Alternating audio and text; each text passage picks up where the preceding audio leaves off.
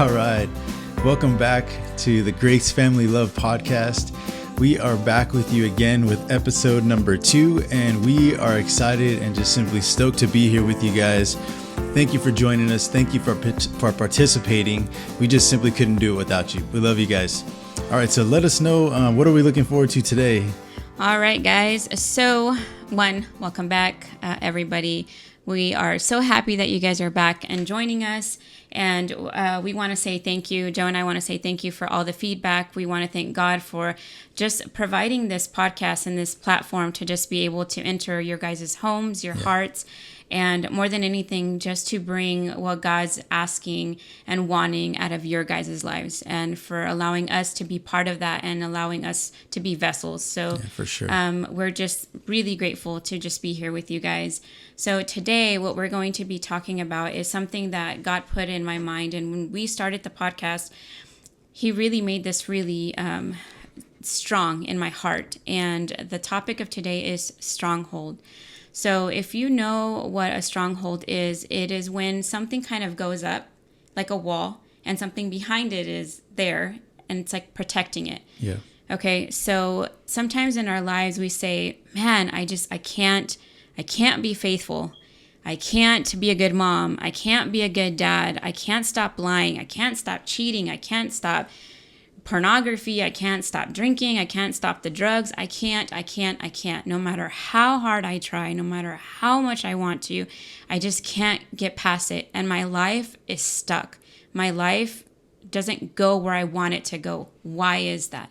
So we are going to touch on that today. Yeah, strongholds, it doesn't always mean a bad habit. You know, it could be simply a poor way of thinking. It could be something that you learned along the way. It could be something that you've adapted or adopted in order to block out something else. You know, a good example might be if somebody was maybe verbally or physically abused and you developed this emotional numbness in order to block out certain feelings that you don't ever want to feel again, or in order to protect yourself, in order to feel like, okay, I'm not going to be a sane person unless I find some mechanism to help me get through this. Yeah. And so it's a very broad topic, but the best way I think that we could kind of enter into this to meet you where you might be at right now is to just simply share a little bit about what we've been through and about what we're kind of working through, what we've worked through, and where we are now.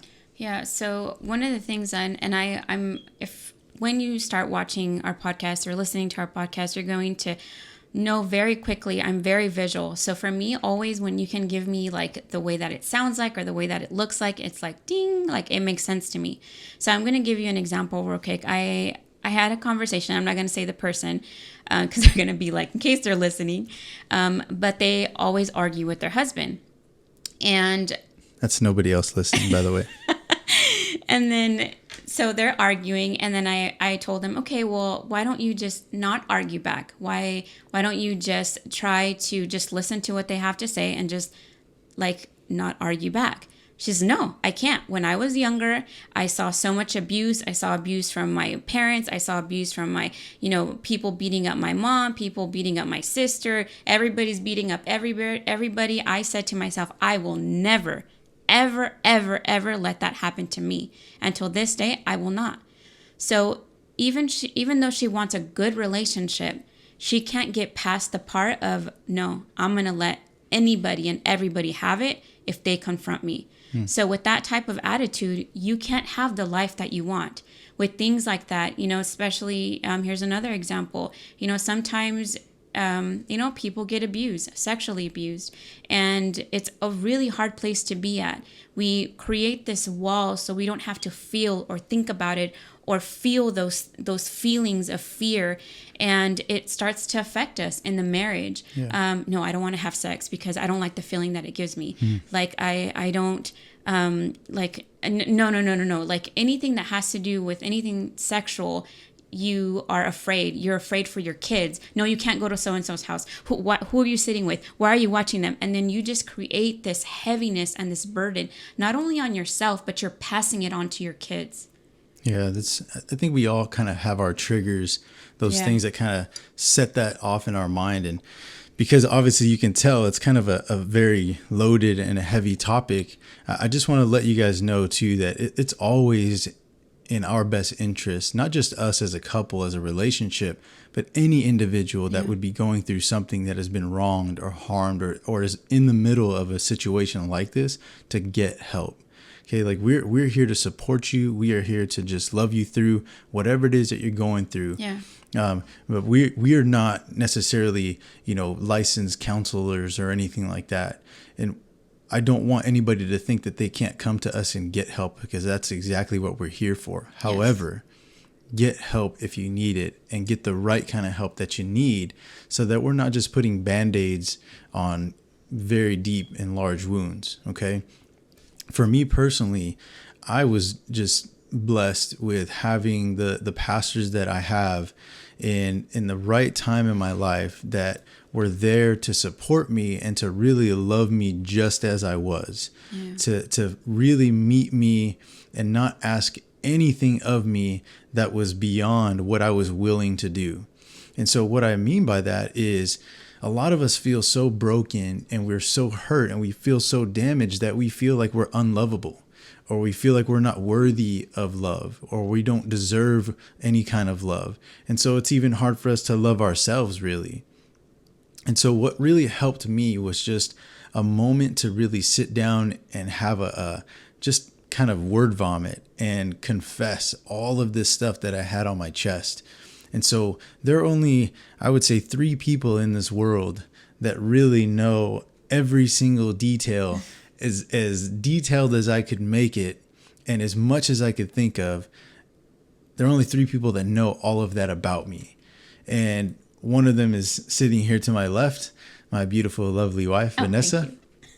And the other 2 are my pastors, Pastor Gabriel and Pastor Mimi Carbajal. And so if you didn't know, I'm now a worship leader in our local church at Koinonia Worship Center. And so I'm not saying that from one day to the next, I just changed my clothes, bought some new glasses, slapped some gel in my hair, and I'm ready to go be the worship leader. No, it's just this really long process of healing, of restoration, of redemption. Yeah. Okay. And so, hopefully by now that we are a faith-based couple, and this podcast is faith-based. Okay. And so in our personal life, you may not be where we are spiritually, or attached to a close church community. And so if you don't have that, find somebody or a married couple that you feel is advanced, that can really speak sound advice into your life. I'm not talking, you're a couple and you go hang out with this other couple that has single friends and they're out drinking every weekend. I'm not talking about that kind of couple to give you advice. I'm talking about maybe a couple that's older than you, from a previous generation, that has been through some things and made it work. Maybe a counselor, psychiatrist, psychologist, whatever help you need. I pray that you get it, because for me to sit down and really just have a conversation and say, this is who I am, this is what I've done and been through in my life, here it is. And then I kind of just close my eyes and I wait. And to my surprise, they loved me still. It didn't change their opinion about who they thought I was. It didn't change their perspective about what they think I should be. And that, to me, it was a game changer. It just blew me away. And what it did is it allowed me to see just a little bit about what the love of Jesus might be like, where he loves you just as you are without changing a thing, and then wants to walk along with you to help make those adjustments and improvements. So for me, that was key, is finding somebody that you could really just speak to and be honest, completely honest, and not have that judgment passed on you in return. Because I think a lot of times, because we already feel like we're not good enough, we always put our best foot forward, right? Look at Instagram, look at Facebook. You don't have people posting their arguments, and you don't have people posting, it's all highlights, baby. Yeah. When I see hashtag no filter, I'm like, really? Is that really no filter? But really though, it's, everybody wants everybody to think good about them. And that's just in our nature. Yeah. We want people to think that things are going well. We want people to believe the best about us. And that's okay. I think that we get there and we make it a step closer if we're actually honest first about where we are and who we are. Yeah. I think that it also, like what he was saying, we always want to kind of pretend that we are in this place. And then we just end up like putting a mask on, and we hide like the thing that's bothering us. And I think that this is where God was going with this. A lot of us want change in our life, right? We want to be a better person. But the root of the problem, and when you start talking about it, like Joe was saying, when you confess and when you're able to talk to somebody about what's really the root of the big thing that's bothering you, God's able to move through that because there's confession, right? But not only that, when you're able to kind of figure out what is it what is the wall that you have, God is able to just work through that. And I wanted to read this verse real quick. It's in 2 Corinthians 10:3. And it says, "For though we live in the world, we do not wage war as the world does." So meaning we don't fight the way that the world does with guns, with all that stuff. It's different, okay? The weapons we fight with are not the weapons of the world. On the contrary, they have a divine power to demolish strongholds. So the weapons that God gives us, it's able to devour those strongholds that are holding you back, those strongholds that are keeping you away from the life that you want. But who has those weapons? God has those weapons. So when you pull away, when you think I'm not good enough, God won't listen to me, God won't talk to me, the one person that can come and help you and bring those strongholds down, he's not available because you're not allowing him to be available for you. You're not going to him. And I was cracking my brain and I was telling God, like, man, there's so many great topics, but how can you accept them when those strongholds are going to be up? How can you listen to all these great messages? And that's why you can listen to great audiobooks. That's why you can listen to just all these self-help stuff, podcast after podcast, but you're still the same. Why? Because those strongholds are there, and the one person that can bring them down, you're not letting in. Okay, let me finish this real quick. It says, "We demolish arguments and every pretension that sets itself up against the knowledge of God, and we take captive every thought to make it obedient to Christ." So when you think about it, pride kind of just sets us up with stronghold, and we're just like, nothing's wrong. No, I don't know what you're talking about. Yeah, that's true. Like, no, there's nothing wrong with me. Like, no, I'm just grouchy because I like to be grouchy. No, I have anxiety because it's an issue. No, I have depression because, like, everything that happened to me in my past, like, that's it. I'm always going to be this way. I'm going to die like this, and that's it. There's pride in that. But when you say, like, okay, what can I do? How can I fix this? And I was telling Joe that I wanted him to talk a little bit about something that was a stronghold for him. And I think that if God wouldn't have came into his life, like, I don't know what would have been able to happen with our marriage, because one stronghold kind of attaches to other things. And it's just like a pile of just negative thing against negative thing against negative thing. Here's an example. Being unfaithful. Okay, since you were little, you saw your mom be unfaithful. There was divorce. You're just like, okay, my mom leaves, my dad leaves because they want to be happy. That's inside me. Like, I'm going to be happy no matter what. You see your wife suffering. Like, she's not making me happy. I don't care. I'll leave my kids. I'll leave my family. This person's making me happy. Yeah. Like, I'm going to leave with this person. And then you're with that person. And you're like, no, this person's not making me happy now. I'm going to go to another person. And we just go and live with these strongholds being our everything, not knowing that there is a root, that there is a problem, that there's something wrong. That's true. I thought about, sharing when Vanessa had asked me, and it's such a topic that's so touchy, and no pun intended, that it makes you vulnerable. I guess that's what I'm trying to say. And so I don't mind being vulnerable with you. I really don't have a problem with that. However, right, there are people that are going to hear this that either don't know this about me, or, because I'm thinking people at work might end up seeing this. People that know me and people that think one way about me. And so by making myself vulnerable, I'm also laying my guard down. Yeah. And so I hope that through this discussion that I'm not doing it to offend anybody.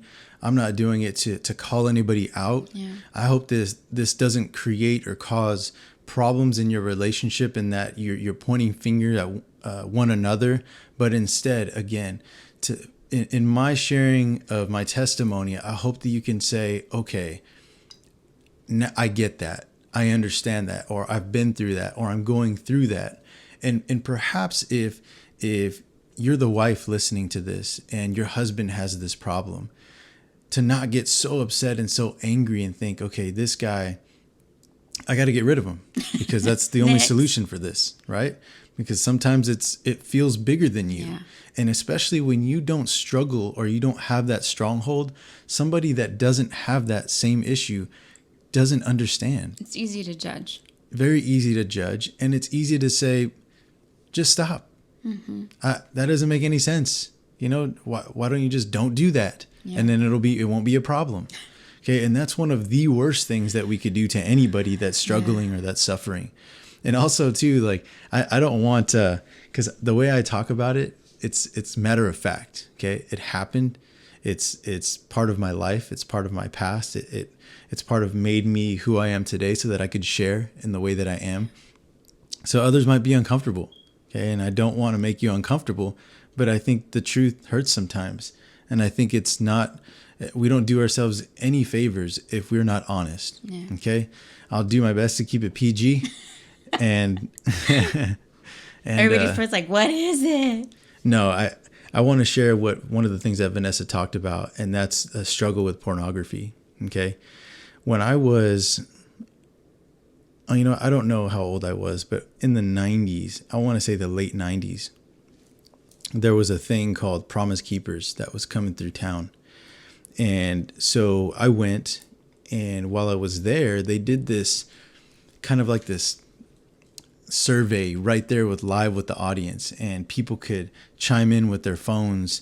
And I might have the dates wrong. Maybe it was early 2000s, but so what you did is you logged in with your phone and they asked these questions and they took a poll right there with the audience. And there was probably about maybe 12 to 13,000 men in there. Wow. And so one of the questions was, do you struggle with pornography? And it was just a yes or no. And 90% of the men in that room said yes. Okay. Did you guys hear that, guys? 90%. 90% of the 13,000 people that were there said yes. Okay. No matter what the number of people, 90% is a huge percentage. Yeah. Okay. So I don't think that we're doing ourselves any favor by not calling it for what it is, for not calling it out, and by not being honest about it. Because if we continue to tiptoe around it and hide it, then we don't really battle the problem. And we're not talking about doing it the way the world does it, right? Yeah. We're not talking about, oh, you know what, it'll be fine, just sweep it under the rug. Everybody has those issues. Everybody has something that they're dealing with. It'll be fine. Well, she's got worse problems than you, so she should feel blessed that she has you. Okay? So anyway, Savage. pornography was something that was introduced into my life at a very young age. Okay. So I'm not trying to call anybody out. I'm not trying to make anybody feel bad for the way that I grew up or what happened or the things that I've seen. It just is what it is. Okay. So I specifically remember about 5 years old is when it was the first time that I actually saw, like a pornographic movie. And amazingly, I could tell you every detail about what I saw, and I'm 39 years old now. Okay, so all these years, 34 years later, I still remember exactly what I saw. And so it etched a memory that, I don't know, maybe it will just be there forever. And so I was about 5. And then from then on, it was exposure after exposure. It wasn't like it was daily or anything like that, but exposed, that was my first time. Okay, so that was I guess it marked me pretty deep. So then after that, it sparked this curiosity. Okay, well, what do women look like under their clothes? Does that lady look like that under her clothes? And so it was this constant, I guess, this thought in my mind. And it was because then it was, a magazine here or a picture there. And then what happened was it started morphing into this. If you go watch a movie and you see this girl, there's always a hero and there's always a princess type or a damsel in distress. And then it wasn't just like a kiss. It was like, oh, well, I probably know what they're going to do after the kiss, and it was weird because my mind was so young, but that was always there. And so it kind of influenced my mentality and the way that I thought. And so in that regard, I was not innocent at all. Okay. And so fast forward now and growing up, I know I shared last time about being in these situations that were less than desirable. Okay. And it was because while I was at my mom's house, I had, these very, I guess, more guarded environments. I was either at my grandparents' house and hanging out with my grandpa and, doing what we did there and just, I don't know, just doing all these really cool things but actively engaged in something. Whereas when I was not at my mom's house and I was other places or other areas, and it was maybe for about a year's time or so, I found myself exposed again to all of these different types of things that under normal circumstances you would not be exposed to. Yeah, or your kids. Yeah, for sure. And so that only deepened and amplified that stronghold in me, or that, I guess, I don't know, kind of like a seed that's watered, either for good or for bad. Yeah. We're going to be growing these things in our life, and it was deeply rooted at this point. And so now, from starting at 5, parents divorced about 7, having those exposures for the next year after that. And then once that happens, you get to the point where you start seeking things out and you start making an effort, to watch or to see or to be engaged with the opposite sex, those kinds of things. And so fast forward now to being into the military.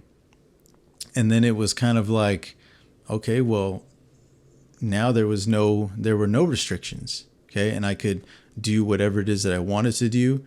I was sexually active at the age of 15.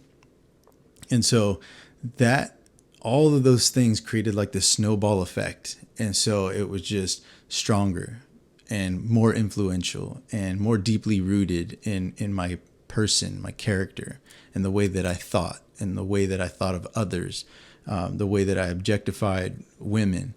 And so moving forward now, without any restrictions and being able to have access to whatever, the internet wasn't prevalent. When we were growing up, I didn't have a cell phone until, I think my first cell phone was when I was 19 years old and I was deployed in the military. Or I think I was in Germany at the time. I bought my first cell phone and it was only text and talk, And so we didn't have that access. But once, maybe a little bit later after that, we started getting internet access more frequently and more available to us. And so once I had that, there was internet access to those types of things. Oh, it's probably game over. Well, yeah, it definitely didn't help, right? And so at this time as well, I was now also newly married. I mentioned before that I had a previous relationship. And so I got married when I was 18 and had my first son he was born when I was 19. And so all of those things leading up to that also played a part in how I treated women, how I treated my ex-wife, and how things were processed in my mind. And so it doesn't help, right? It doesn't help to have those kind of strongholds in your life. And so fast forward to, my relationship now by the time I met Vanessa and we got married in 2006. Hold on, let me. Sure. I'm going to interrupt real quick. So as he's telling this story, you're listening and you're imagining this guy, like how he is. So when he says, like he didn't really respect women, that's what I saw when I first met him. Like we went to school together. We went to dental school together. And he's like, no, I wasn't like that. But it's like, yeah, you were. We were in school. I didn't see it. And my mom says I'm perfect. She does say he's perfect. But we were going to school, college together. And here he comes. I swear he had a new girlfriend every week. Like, I didn't see it like that. He had a new girlfriend every week. So, he dated a lot. And so he's basically the man or the guy that your mom tells you, you don't date those people. He will never respect you. He will never take you serious. He was that person. And when I met him, it's weird because when you have these strongholds, it almost like pulls in people that have similar issues or that are dealing with similar things. And I caught that when we were in school, and he would come all hungover to school, eyes bloodshot, scrubs all wrinkled. He looked like a homeless poor guy. And so he would come and he would just be like on the desk, like, oh my God, like, that's true, like, what the heck am I doing here? And he would have all these girls, and I'm pretty sure now that I'm like older and that I know all these things that are also dealing with, just inner strongholds themselves. They attach to him, and both of them together are both damaging each other, and I noticed that and I saw that.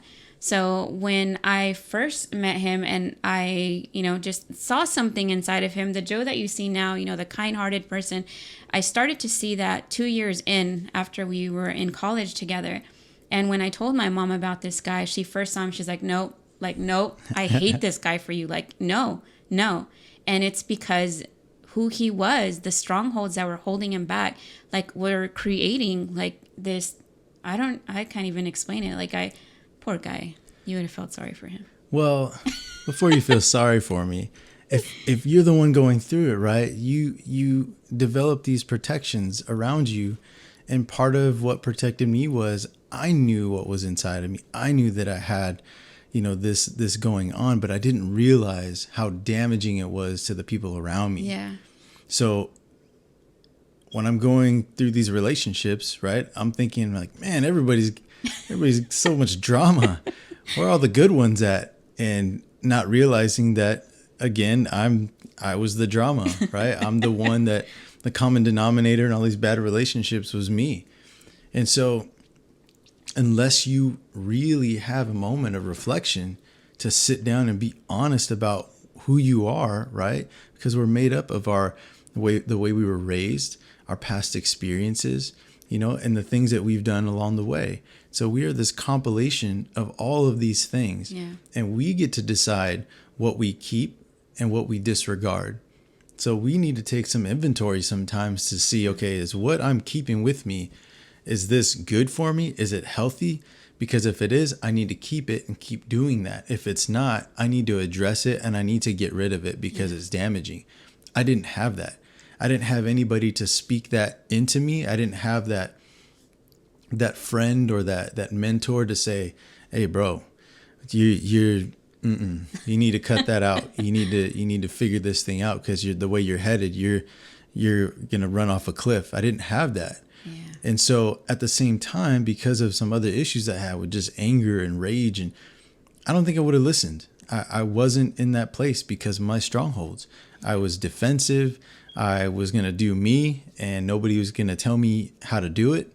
And that was all there was to it. And so if you didn't like it, then you could kick rocks, And so now, like I said, fast forward now to me being married with Vanessa. And so by the time I married her, and it's 2006 now, okay, November 2006, we get married. So if you calculate all the hours, all the days and weeks and months and years of me being exposed and having this mindset that was corrupted by pornography, and we get married, and she has no idea that part of me is as bad as it is. And so I think under normal circumstances, men generally think about sex more than women. And so I think even the healthiest of minds. If a woman really knew how much we thought about sex, they'd probably be really disgusted with us. So imagine now how corrupt my mind was, having had all that exposure and just kind of contaminated with all of that stuff. And so what it caused and what it did was, it took me a long time to realize it, but even to this day, I believe that it still affects me. And this is how. Yeah. Okay, so I'm not jumping on the internet, watching porn every chance I get anymore, right? Which is how I was before when I was younger. And so I'm not that way anymore. However, if I'm not careful, okay, when you go watch a movie and let's say the guy and the girl are kissing and it's a little bit more of a passionate kiss because they haven't seen each other in a while, or he rescues the girl, where a woman or somebody else that with a healthy mentality might say, oh man, he earned that kiss, or stops there. Yeah, that makes me feel good. The guy gets the girl. For me, it doesn't stop there. And the images of my past and what I've seen and what I've been exposed to comes to mind. And if you're not careful, then that can then corrupt again. Okay, and I'd like to just point out at the end of this verse in Corinthians, 2 Corinthians chapter 10, okay, verse 5, at the end of that it says, we take captive every thought to make it obedient to Christ. And so what I'd like to offer to you is that it is a battle. Okay, when you are exposed to pornography, or that's something, and in today's world, it is everywhere. Okay, but we have to take an active role in cleansing our minds and renewing our minds. And the only way to do that, in our experience and in what we've been through, is to just get back to the Word of God. Find somebody that can mentor you or disciple you, or that can speak life to you, and you can be honest with and talk about what you've been through, what you're going through, and detox your mind. Yeah. Take out the old stuff and fill it with new good stuff. So when I'm reading, make my thoughts obedient to Christ, what I'm reading is Jesus loves me just as I am. What I'm thinking of is how somebody could sacrifice for me, even though I was not somebody worth sacrificing for. What I'm hearing is I don't have to continue in the destructive path that I've been, because I can change. Yeah. I can change and I can do things differently, but it starts in here. So what I had to practice for a long time was, if something came to mind, if a thought or an image crossed my mind, I would pray. I would say, hey, I need to check in myself. Hey, you need to get this right. You need to take care of this. And I would stop what I was doing. I would pray, and I would say, God, just help me remove this image from my mind. I give this to you. Fill it with something that is pure. Fill it with something that is good. Fill it with something that is edifying and not destructive. And so in the beginning, all the time I was doing that. But now every once in a while, it could happen that it could be I had a type of dream, or I'm watching a movie, and in this movie we were thinking like it was going to be good, to hang out and relax and watch a movie, and people just all of a sudden it busts out with these things that are like, whoa. And so for somebody, like, again, with a healthy mentality, they can say, well, that was wildly inappropriate. I don't know, whatever you guys say. But for somebody like me, I have to pray. I got to tell Vanessa, hey, that was too much. That was too far. Let's not watch that movie. Yeah, we need to cut it off, because that's not good. That's not good. It would be like you recovering from being an alcoholic and jumping into the bar. You just have to be aware of where you're at and what it is that is influencing you. Yeah. So. And I think that I want you to take his example of just his stronghold, and I want you to think about and kind of just apply yourself in your stronghold or whatever it is, because the way that your brain moves and it functions with whatever is bothering you. For example, me, I grew up in a very negative, like, parenting way. There was a lot of spanking. There was a lot of negative wording. It was negative, and a lot of yelling. So when I started parenting, that's how I did things. and I hated myself for it. I hated it. I hated it with a passion, because I looked myself in the mirror and I said, I don't like this about me. I don't. That was my stronghold. So every time that the kids did something, the first reaction in my brain and my mind is, this is what I want to do. This is what I want to say.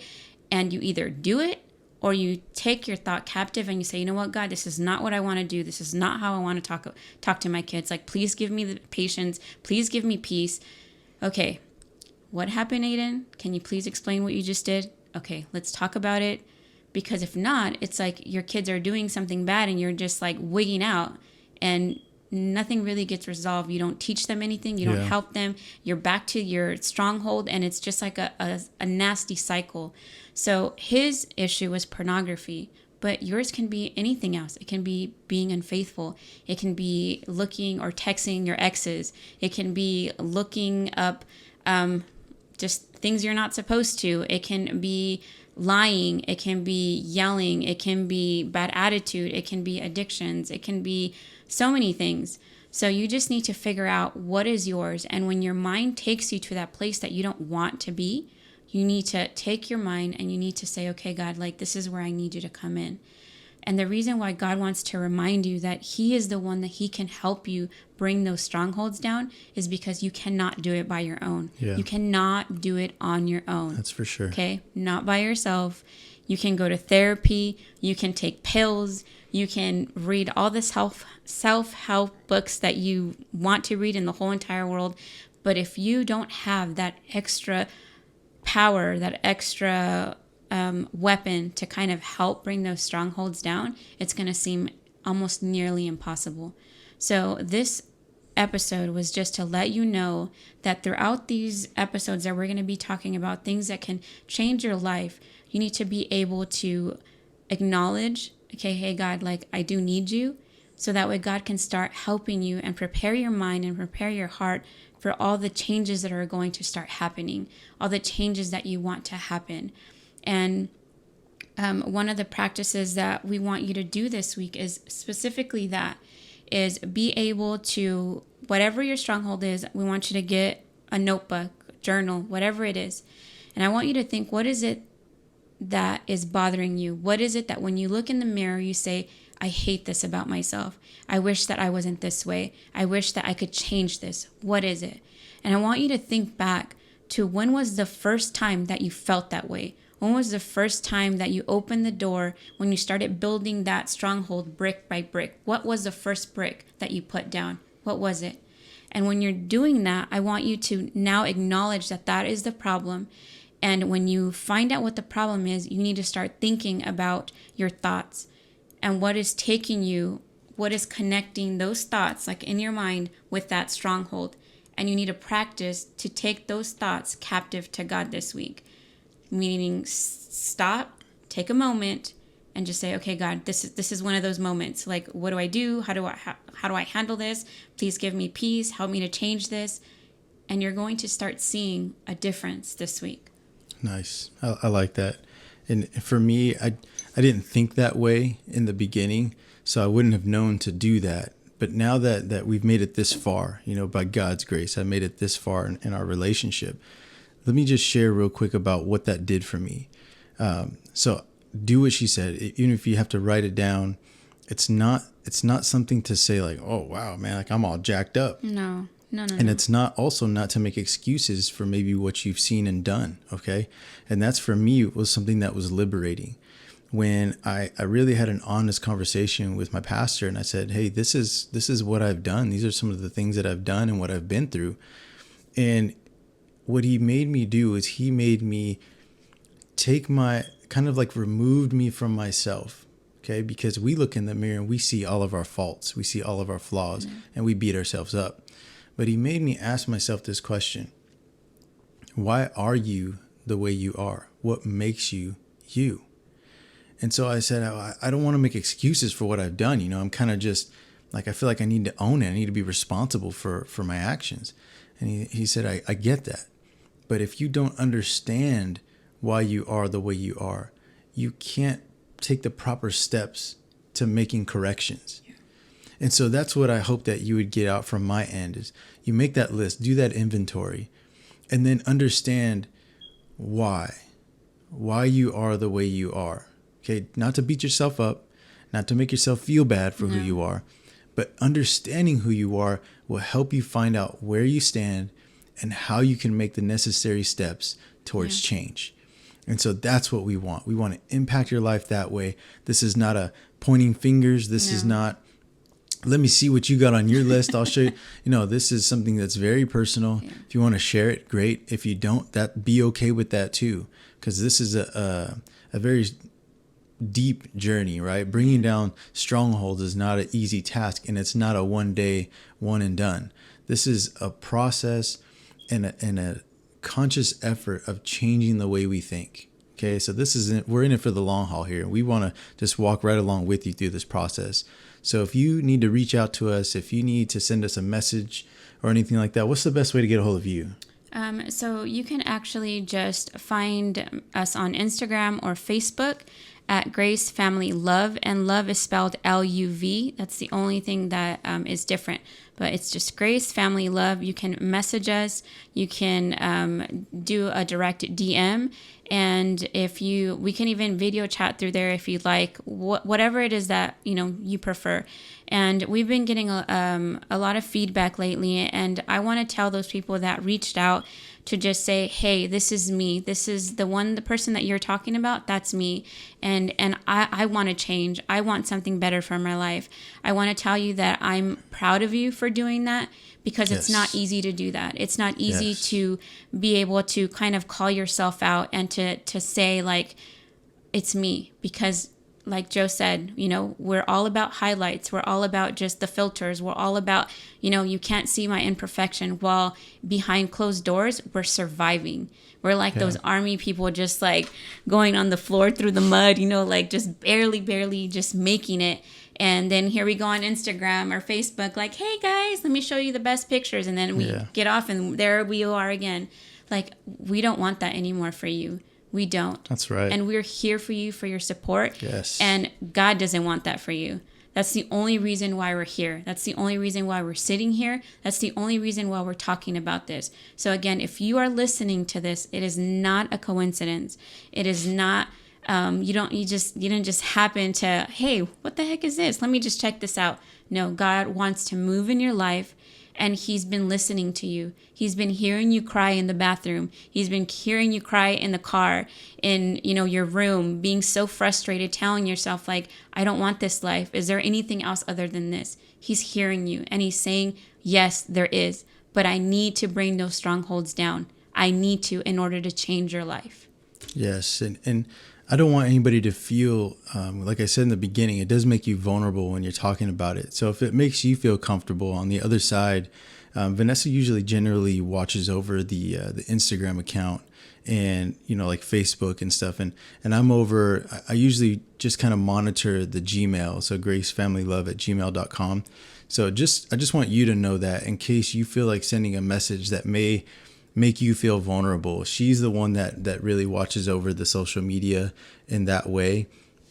So if you do send a message to her, through Instagram or through Facebook, and it's a DM, she's going to be the one that sees that. And so if you want to reach out, by any other means, then please go ahead and do that. If you're watching this on Facebook, then of course, you can DM her right through there. If you're watching from YouTube, then, please reach out any other way. If you want to leave a comment, that'd be great. Like, subscribe, and share. That'd be awesome. But more than anything, this is for us to meet you where you are and to get this journey started in the right direction, because we just have done way too much surviving and not enough thriving, and we want to change that. So we really appreciate you guys. We love you guys. I think it would be appropriate if you want to finish us off with a prayer. Yeah. All right. God, we just come before you more than anything to thank you for this episode. Thank you for just entering my friends' lives and just for speaking to their heart. I know that when you decided to be able to talk about this, it was because you want change, and not just temporary change, but change that is permanent, change that is going to impact their children and the generations to come. I thank you because you're moving in their life already, and I thank you because you love them that much that you moved heaven and earth to allow us to be sitting here just so you can talk to them. Amen. I ask that you just bless their life. I ask that you just be in their heart in this moment, and that you and your Holy Spirit give them the ability to see what is the root of the cause of their pain. What is the root that is causing them to just be self-inflicting on themselves, causing pain in their family, causing pain in their children. I ask that you just reveal it to them.